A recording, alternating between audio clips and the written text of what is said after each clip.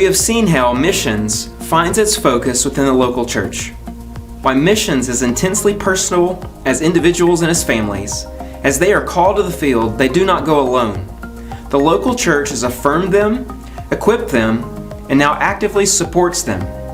Missions is intensely congregational. So how are we on mission as a local congregation? In 2015, we completely overhauled our strategy to reach the world for Christ and His gospel. Jesus instructs His disciples in Acts 1:8 to be witnesses in Jerusalem, Judea, Samaria, and to the ends of the earth. The progression here is geographic. The disciples are to begin their mission in their city, Jerusalem, and then work outward, going into their home region, to the neighboring nations, and then to the farthest reaches of the known world. We have adopted this imperative for our own context. Our mission endeavors start here in our community, in Lookout Valley and in Chattanooga. Then we work outward to Tennessee, into the greater United States, and then on into different nations around the world. To reach these places, we have developed strategic partnerships with organizations and individuals to make the greatest impact for the kingdom in every area. Our partnerships come in the form of financial gifts, along with direct service projects and mission trips. In 2015, we also developed a new budget for missions giving that was outside of our regular operations budget. Since implementing this missions budget, we've almost tripled our annual giving to missions. This year, we have a goal of raising $75,000 to directly support each of our partners. Every dollar given to this budget goes directly to support missionaries working across town and around the world. In addition to this new budgeting tool, there are several other elements to our strategy. We began hosting an annual missions conference each spring, where we invite partners to live with us for a week and share about their lives.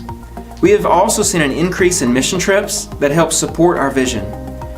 Lastly, we have developed a regular routine to pray for our mission partners throughout the year. Through these elements, we continually encourage our church to be engaged with missions and for us to be mindful as how we can be more involved. It is our desire as church elders that God would call out the best and brightest from Lookout Valley and send them into the world on mission. And that very thing has occurred. Last year, Sarah Smith, now Maparisa, moved to Zimbabwe, married her husband Casper, and began serving orphans and working in the local church. We now have an ongoing partnership there in Zimbabwe that will allow us to continue ministering to the most vulnerable and to plant more churches there. We hope to have a strong and lasting impact through this long-term partnership. And we hope to have more partnerships with church planters in the future. But as a smaller church here at Lookout Valley, we would not be able to have an impact on the places around the world without the mutual cooperation between other Southern Baptist churches and like-minded believers. That is why we focus much of our efforts and our energies on supporting Southern Baptist mission organizations directly, and also through what we call the Cooperative Program. We do support several missionaries serving with other organizations, but the majority of our support goes to these SBC entities. And the three main SBC organizations that we directly support, they're also focused geographically. The Hamilton County Baptist Association serves our local community here. The Tennessee Baptist Convention serves our state. The North American Mission Board seeks to plant and support churches in the U.S. and in Canada. And the International Mission Board works with other nations around the globe. We have also partnered with individual missionaries, church planters, and others who work with these organizations. Locally, we support Hakoba Care that serves the neediest in our community, and we also help the Baptist Collegiate Ministry that serves college students on campus at UTC. In our state, we fund homes for at-risk children and adults with special needs. In North America, we have connected with 2 church planters who are working in New York City and Toronto, Canada, seeking to reach some of the most unchurched communities on the continent. Internationally, we have partnered with workers again in Zimbabwe, in India, and in Southeast Asia. Our reach through these partnerships literally circles the globe.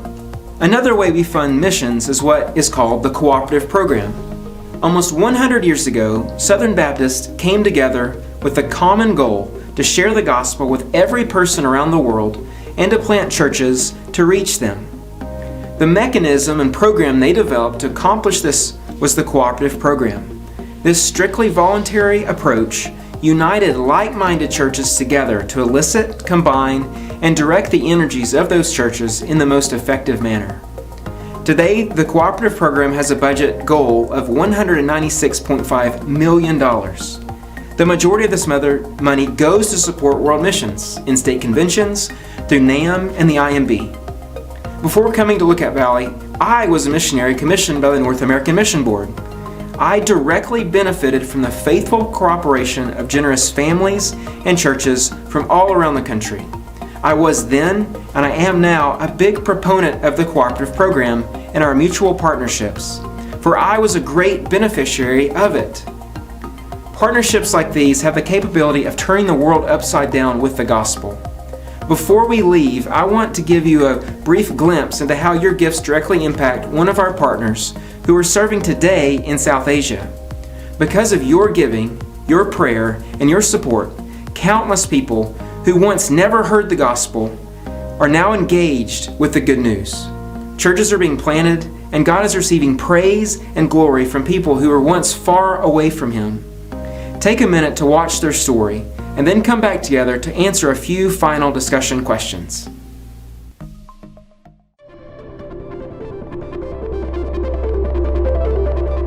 We live among the crowds.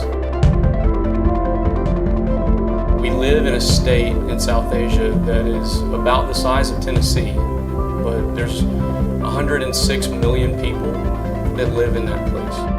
So that means anywhere we travel, anywhere we go, there are crowds everywhere. And that task can be a little overwhelming if we're here to try to share the gospel with that many people. Our family serves with the IMB in South Asia, and we have been there for 3 years. We are so thankful that we have a place to call home. Because of your giving, we are able to have a vehicle to drive. We're able to go into rural areas and into larger cities to go help with trainings and to teach people about the importance of evangelism. When you take your offering and tithe and put it in the offering plate during the Lottie Moon Christmas offering, that offering is then put directly towards us on the field.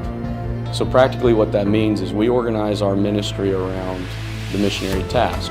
And there's components of that task, everything from entering new communities, evangelizing, sharing the gospel, making disciples of new believers, gathering those new believers into healthy churches, and then seeing leaders be developed, national leaders be developed to shepherd those churches and to continue on in the work. We're thankful because you give. We're able to have a roof over our heads. We have a place that we can stay in and invite people over to our home to study the Bible together, to learn from them and disciple them, and just to gain more insight on culture, on language, and even on raising Chase. And so we could not do that without your partnership in prayer and giving. So when you put your tithe money into the offering plate, or when you put your Lottie Moon Christmas offering gift into the offering plate, it directly impacts those ministries that we get to be a part of. And so by the grace of God and your prayers and sacrificial giving to the Lottie Moon Christmas offering, our family can sustain life there. We can enter that community well. We want to say thank you because you give. We are able to also have enough finances to put Bibles in people's hands in a language that they can understand and that they can relate to, that they are able to read and know that this is their heart language, that God also speaks their language and they can understand it and know the important message of Jesus Christ dying for them and saving them.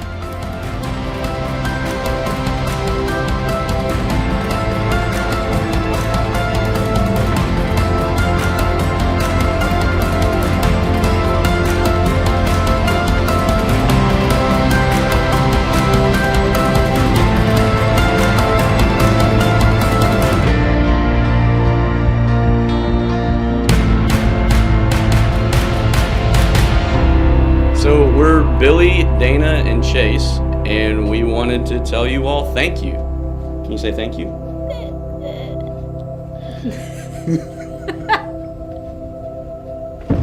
That went well.